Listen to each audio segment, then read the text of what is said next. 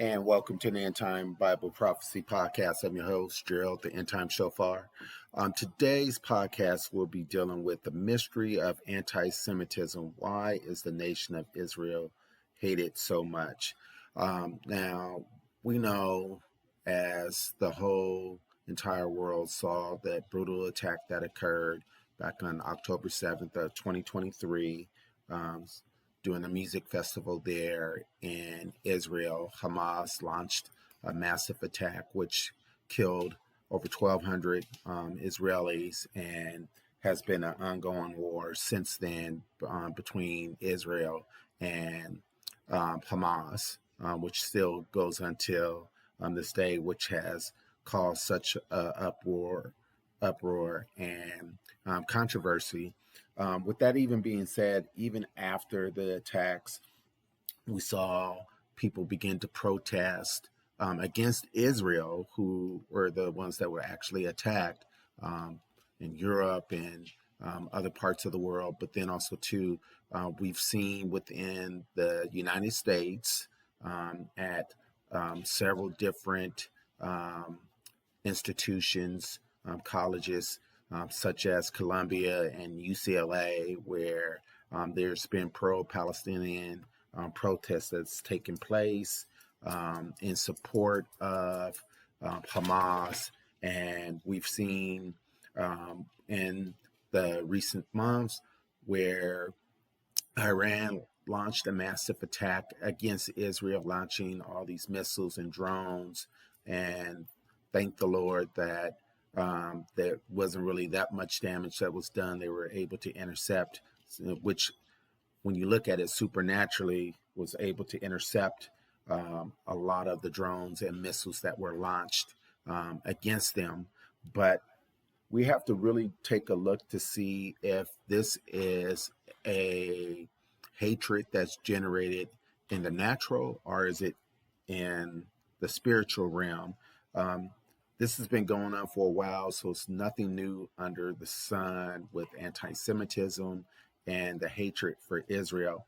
Even as late as about 10 or 11 years ago, when there was a conflict with Hamas and Israel, we saw an upsurge or uptick of anti-Semitism begin to occur across the globe. Protests was taking place in Germany and France, and Canada and Belgium, and you can hear people on loudspeakers and protesting, shouting, and Arabic slaughter the Jews. So this has been an ongoing thing within the last several years. It's not something that has just all of a sudden automatically originated, but has been a brewing, undercurrent thing that has been taking place. And the fact of the matter is, when you look at it with Hamas, they want the utter destruction. They don't want a two-state. They don't want to create a two-state where they have their own state and Israel has their own state. They want to utterly annihilate the Jews there, really worldwide.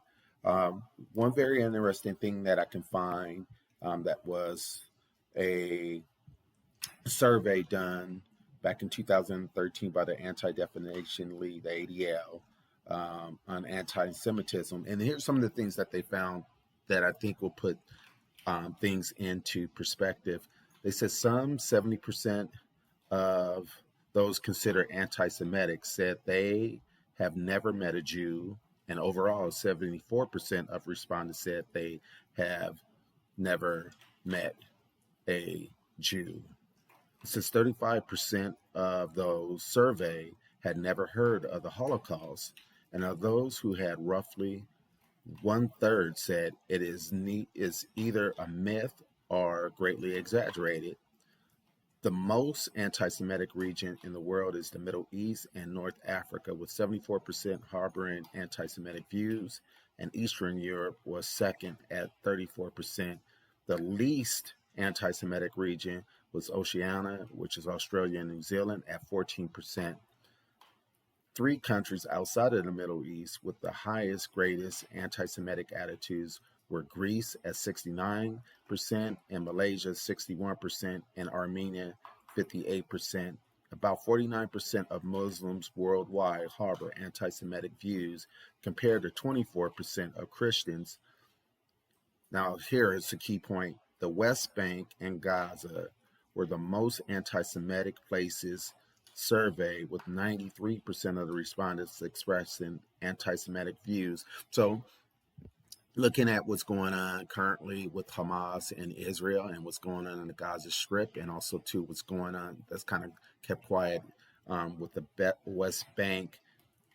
Those two key areas are the hotbed for anti-Semitism. The Arab countries with the lowest level of anti-Semitic views was Morocco at 80%. Iran ranked at least the least anti-Semitic country in the Middle East at 56%. So this is kind of unusual, but still, I believe this is the Islamic Revolutionary Guard that's over the leadership of Iran, pretty much hold a much more higher anti-Semitic views of Israel versus the overall people there in Iran. Since the least anti-Semitic country overall was Laos, where it was 0.2% of the population holds anti-Semitic views. And the Philippines, Sweden, and the Netherlands and Vietnam all came to 6% or lower. Approximately 9% of Americans and 14% of Canadians harbor anti-Semitic attitudes, and 34% of respondents older than 65 were deemed anti-Semitic, compared to 25% of those younger.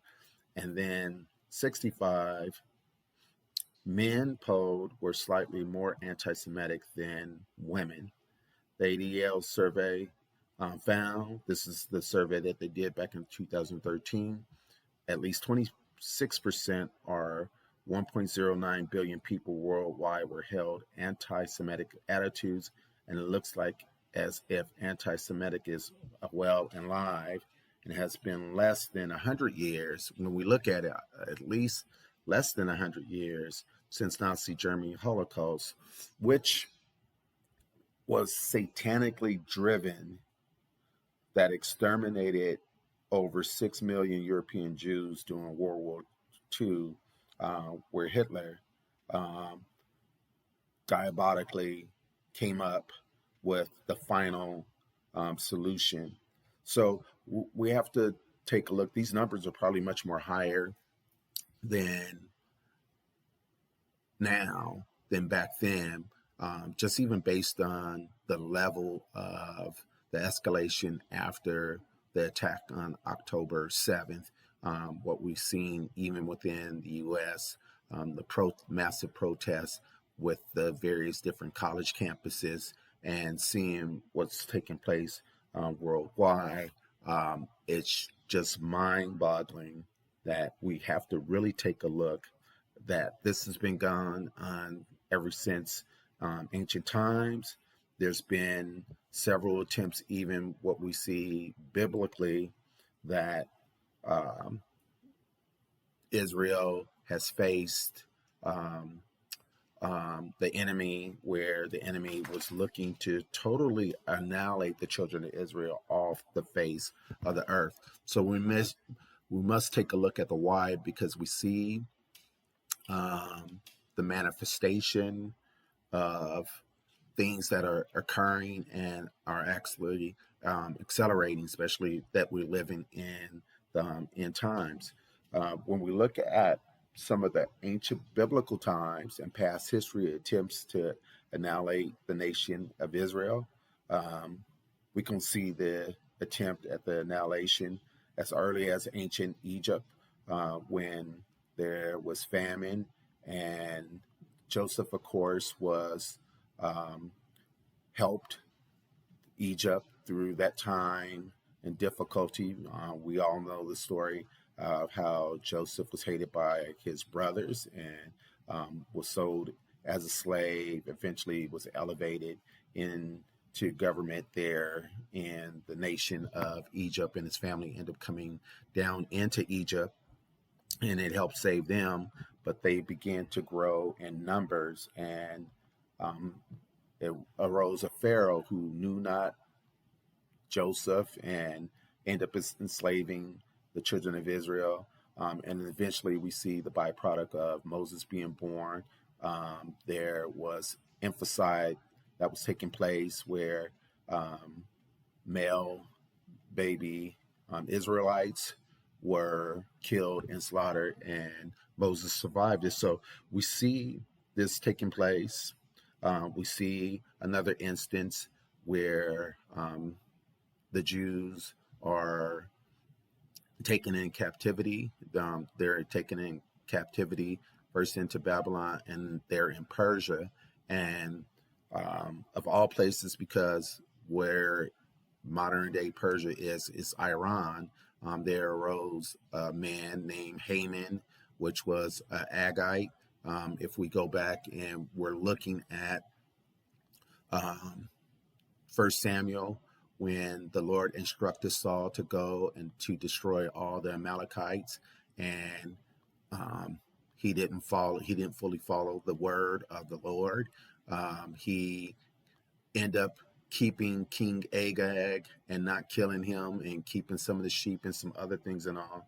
And eventually Samuel came and beheaded Agag, and Saul ended up losing his kingdom. But it was something that ended up arising um, years and years and years and years later, down in Persia, where Haman became angry, number one, because Mordecai, Esther's uncle, didn't bow down to him, and he plotted to destroy all the Jews within the province of Persia during that time. So we see an ongoing thing. We see even with the formation after Alexander the Great passes away, his four generals take over his kingdom. We see within that, years and years later, Antiochus Epiphanes arises, which was an antichrist figure, which fulfilled first fulfillment of what the book of Daniel talks about. The abomination of desolation sought to destroy the Jews. So we've seen so much underlining even within the New Testament scriptures. When Herod had heard that the king or the Messiah had been born, he sought to destroy Jesus, and he made a declaration, a proclamation for baby boy Jews that were, I believe, 2 and under should be killed. And just the ongoing things that we've seen throughout history, examples of anti-Semitism during the Middle Ages, with the German Crusades. We see with the first Crusades, the Shepherd Crusades, and even the Spanish Inquisition. We've seen hostilities against Jewish people are being blamed for the world problems and just other things and all. So what is the great mystery of anti-Semitism around the world, and why is the nation of Israel hated so much? And is there a satanic agenda behind this actual madness that we even see during this day? So we have to first look at scriptures. We look at Apostle Paul when he gives the breakdown of Ephesians chapter 6, verse 12. We have to speak about spiritual principalities. These are spiritual powers that have oversight over nations and cities and regions and satanic infrastructure. We can see this in Daniel chapter 10. It speaks of the prince of Persia and the prince of Greece. Even if we see even more, most recently with Iran trying to attack Israel. Again, like as we stated, that Iran was initially is Persia, and the Prince of Persia is a principality that rules over that nation, that inspires the actual government and leadership that is satanically influenced. That's why when you saw that massive attack, it just wasn't natural. That was unnatural hatred to um, launch so many weapons to inflict destruction. Um, these spiritual princes are diametrically opposed to seeing the will of God fulfilled in the earth as the Israel, who is still has not become the true Israel. There's sin, there's other stuff, there's the rejection of Yeshua, the Messiah, and some other stuff have not come into the fullness, but still God has made a covenant. He made a covenant with Abraham. He will fulfill that, but they're diametrically opposed to seeing God fulfill his will within them, because he called them to be a nation of priests. And when Jesus comes back, Jesus is not coming back to rule Washington, D.C. He's not coming back to rule in Moscow. He's not coming back to rule in Beijing. He's coming back to literally rule in Jerusalem. So we have to take a look at what Daniel, when he's praying in Daniel chapter 10, these principalities are battling, and we have to look and see where the angel was delayed, because there was a great battle that was taking place with these principalities and the archangel Michael, which is actually assigned to be the prince of Israel and the protector of the nation. So we see Michael's battling against the prince of Persia and Greece. And when we look at Daniel chapter 12, verse 1, it says how in the latter days, the great prince Michael will come to the aid of the children of Israel. And this will take place during the Great Tribulation, which we see an uptick of anti-Semitism taking place around the world. This is very much being satanically inspired by Satan and the principalities. When we look at Deuteronomy chapter 32, verse 8, in the Septuagint, it gives a glimpse of how the setup of these principalities. He says, when the Most High divided the nations, when he was separated the sons of Adam, he set bounds of the nations according to the number of the angels of God. And his people, Jacob, became the portion of the Lord, and Israel was the line of his inheritance. So we see how Israel was a portion of the Lord, but the sons of God were the actual spiritual rulers of these Gentile nations, which influenced government and influenced their hostilities against the actual covenant people of the book, that are for Yahweh. When we look at going back even to the Tower of Babel with Nimrod, he brought the people together in rebellion against God and his kingdom in order to build the tower. And then in the response, we see how God confounded their language in Genesis chapter 11, and he put over them these spiritual princes who ruled behind the governmental power structure of these nations.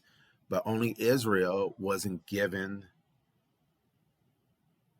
one of these principalities to be over them. So we also see that Israel is the inheritance of Yahweh or God. So all these other nations worship these idol gods, in essence, worshiping and being ruled by demon spirits, which we can see in Psalms 96, verse 5, Deuteronomy chapter 32, verse 17, Psalms 106, verse 37 and 38. And then we can see even Paul expresses that in 1 Corinthians chapter 10, verse 20. It's the primary function of these principalities is to lead these nations that their root astray from the Lord. They're being led astray from really serving God and opposing His word. That's why it's so much hostility with the preaching of the gospel. Jesus even warns that you'll be hated, like in the very last days. Besides anti-Semitism going up, uptick of the spirit of Antichrist, the hatred of Christians, the preaching of the gospel. You be hated for, Christians will be hated for His namesake. When we look at even the pseudo-pornographic writings of the book of Jubilees, when we look at Jubilees 15, verse 31 and 32, it says, "But He chose Israel that they might be a people for Himself, and He sanctified and gathered them from all the sons of man, because there are many nations and many people. They all belong to Him, but all of them He caused the spirits to rule, that they might lead them astray from following Him. But over Israel He did not cause any angel or spirit to rule, because He alone is their ruler, and is to protect them, and He will seek for them at the hand of His angel, and at the hand of His spirits, and at the hand of all the authorities, so that He might guard them and bless them, and that they might be His, and He might be theirs henceforth forever." So it is these very principalities that are at work, along with their commander. Satan is the ringleader or the chief that is behind anti-Semitism. They really believe that if they can destroy Israel, God's covenant people, the prophecies concerning them, including the ones that are made all the way back with Abraham, would be null and void. The main objective of these high ones is to prevent the full restoration of Israel spiritually, as well as Jesus or Yeshua reigning on earth as the Messiah to Israel and being King of Kings and Lord of Lords. So we have to keep that in mind. I want to take a look at the book, The New Hamas, and it's Rabbi, I believe, Ishak wrote this, but one part of the book, he makes a very good point, and he's quoting Rabbi Moshe Alshanis, makes this explanation on the real enemy of the Jewish people in the great and perhaps the final battle of Satan himself. He states, "Our sages have told us that the nation does not fall until a guardian angel or Sar has fallen." It says in Isaiah chapter 24, verse 21, "God will enact and punish the heavenly legions, and up above, and only after that, on the kings of the earth are down below." The heavenly legions above referred to the guardian angels, and the kings of the earth referred to the nations because of God's hatred of Amalek and His love for the Jewish people. We can understand God is allowing Amalek to stay in existence from generation to generation. He certainly would have wanted to destroy Amalek right away, but before destroying the nation, it's first necessary to topple its guardian angel. And in the case of Amalek, our sins prevent this from happening. Furthermore, the guardian angel of Amalek is not like those of any other nation. It's the guardian angel is Samael, the personification of Yetzer Hara that entices us to sin. Every time a Jewish person sins, Samael gains strength. And if we make their guardian angel stronger through our continuous sins, How can God see it fit to destroy it for our sake? Even Jacob, our forefathers, who overcame the angel Esau, who was Amalek's grandfather, did not come away unharmed. The angel dislocated his hip, and since Jacob had married two sisters, which is prohibited by the Torah, certainly Samuel is powerful and is now as attempting to overcome Esau, having many sins. So when we go back and we look at other rabbinical writings, in the Genesis Rabbah 56:5 says the following. It says, here God immediately rewards Israel when Abraham binds Isaac to the altar by binding the princes of the heathens and the angels who serve as guardians to the heathen nations, thus making them subservient to Israel. But this fettering only lasts while Israel upholds its part of the covenant with God. When Israel fails to do so, God unfetters the princes, and the heathen nations take their revenge on Israel.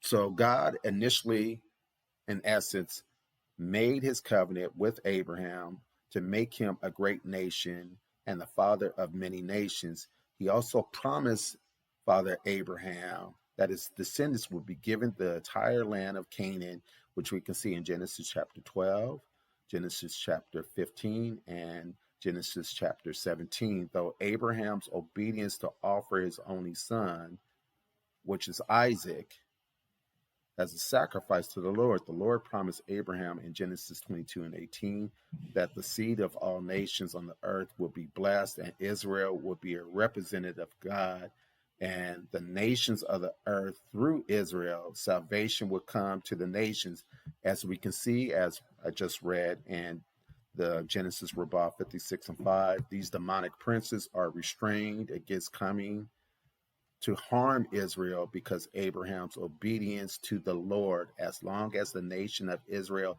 opposed the covenant they have with God.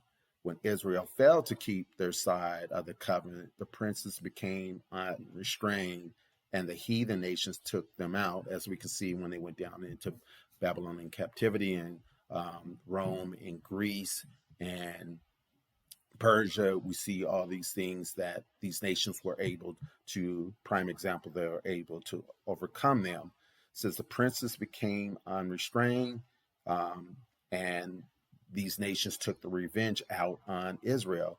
We can, by judging this, we can see the manifestation of the spirit of anti-Semitism being carried out by the nations against Israel. Principalities and princes are behind the spirit of anti-Semitism to exact this revenge against Israel. So when you see all these major protests and all these things going on, and people yelling that they want to kill Jews, this is satanically inspired. It is said that Israel is the only nation that accepted the Torah of God, thereby accepting the dominion of God and his kingdom on earth. However, the nations rejected the dominion of God and his Torah. And we see the end result that the nations hate God, where we can see Psalms chapter 2 talks about really the nations conspiring against the Messiah, the Holy One. They imagine a vain thing. End result, when we look at this with anti-Semitism, it's a spiritual conspiracy of Satan and his principalities against Israel. They're looking to destroy the nation of Israel, and they really believe by destroying the nation of Israel, it will prevent the second coming of Yeshua or Jesus Christ. They believe it. When Jesus comes, he will definitely overturn the satanic government structures that have been in place for eons and eons, centuries and centuries. These satanic spiritual governments are the ones that are the grand puppet masters of deceiving the whole entire world and uptick in driving anti-Semitism throughout the whole entire earth, where we're going to see even a more escalation during the tribulation time, which is coming soon. But however, when we look at the end of the story, Satan and these princes conspire, or the conspiracy, it all comes to nothing, because when we look at the scriptures, they'll be judged. The final sentencing, they will be cast into the lake of fire. When we look at Psalm 82, they'll be judged. The divine council, when it's talking about supernatural beings. It's not talking about men. They're going to die like men. When we look at Isaiah chapter 24, verse 21, it says, "And it came to pass in that day that the Lord shall punish the hosts of the high ones that are on high, and the kings of the earth upon the earth." When we look at Matthew chapter 25, verse 41, it says, "Then shall he say unto them," and on the left hand, "Depart from me, ye cursed, unto everlasting fire, and prepare the devil and his angels." The last scripture reference I want to leave you is Revelation chapter 20, verse 10. It says, "And the devil that deceived them was cast into the lake of fire and brimstone, and where the beast and the false prophets shall be tormented in the day and night forever and ever." So we've seen exactly where the origins of anti-Semitism is really manifests itself in the spiritual realm, and we are definitely living in the last days. This is the End Time Bible Prophecy podcast. Continue to pray for me, pray for Christians around the world, pray for those unbelieving Jews that they may come to the truth that Yeshua is the Messiah, that their eyes may be open. We're definitely living in the last days, the last minutes of the last days. God bless.